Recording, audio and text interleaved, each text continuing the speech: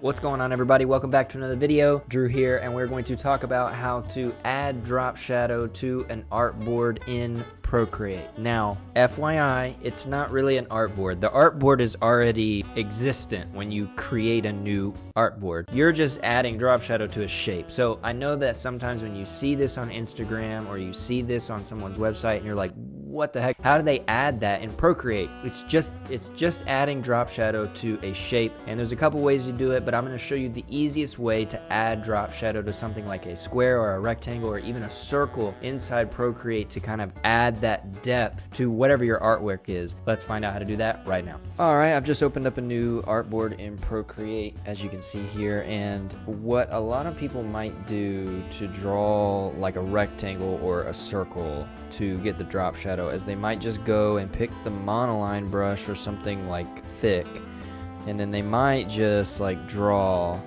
a rectangle like this, hit the edit shape and click rectangle, but sometimes it won't close, right? And so it's not a perfect rectangle because it doesn't close. Also, you can see like this is like skewed because you can see the selection tool here has some area. You can see in the top left, if I zoom in, like this is not a perfect square. The selection is a perfect rectangle, but this isn't. So you could go on about this and try to get it perfect, but I've actually found a much better way to do it. So if you just click the selection tool, the little squiggly thing at the top, like left of the direct, have rectangle selected, just draw out whatever you want your rectangle to be. So let's say we want it to be like about right here. Now nothing is selected clearly, but if you hit color fill, bloop, we have a rectangle. We'll just put it here in the center. We'll just work off this. We can even resize it and it'll be perfect because it's a selection, right? And so boom,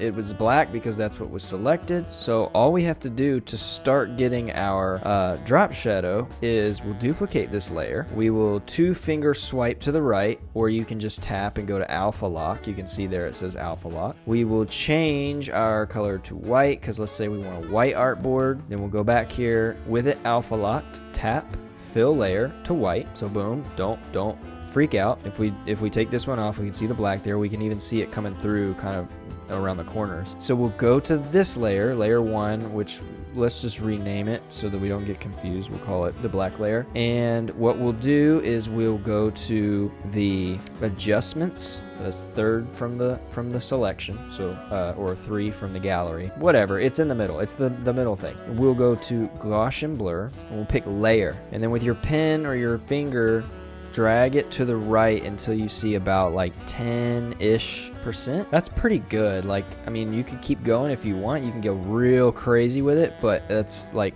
gonna start not looking like what you would want it to look like. So I would say somewhere between 10 and 12%. Tap out of that. Then we'll go back to the black layer and click the little N, which is like the opacity. Right now it's on N because it's on normal. Just take the opacity, and if you drag it all the way down, obviously it goes away. But if we put it at like a pretty nice like 45-ish area, you have a really nice pretty drop shadow here, right? You know, you guys seeing this? You following along? So now we've got the layer 1 alpha locked, right? So that means anything we do with whatever color pencil or pen or whatever, we can draw anywhere, but it's only going to affect inside here. So now you're free to do whatever artwork that you want to do, but you can do some really cool like script heavy work, like maybe you're just trying to do an illustration, or what's really cool is you can fill these sections, right? And you can pick different colors and it will know to fill it. Now it's not doing a great job because like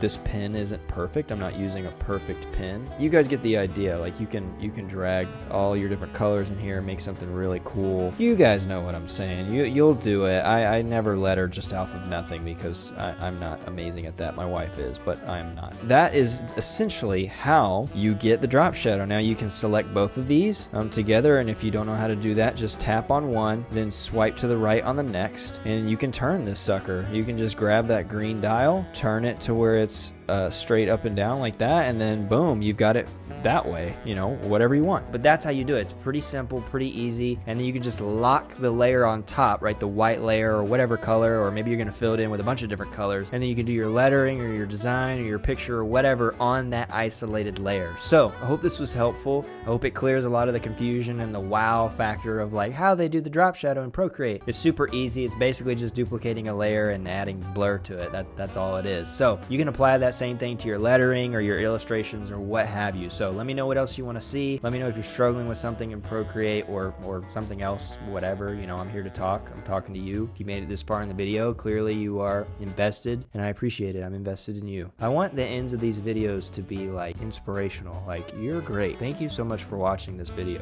I don't have my water in here. Thank you so much for watching. Like this video, subscribe to the channel, and I will see you in the next video.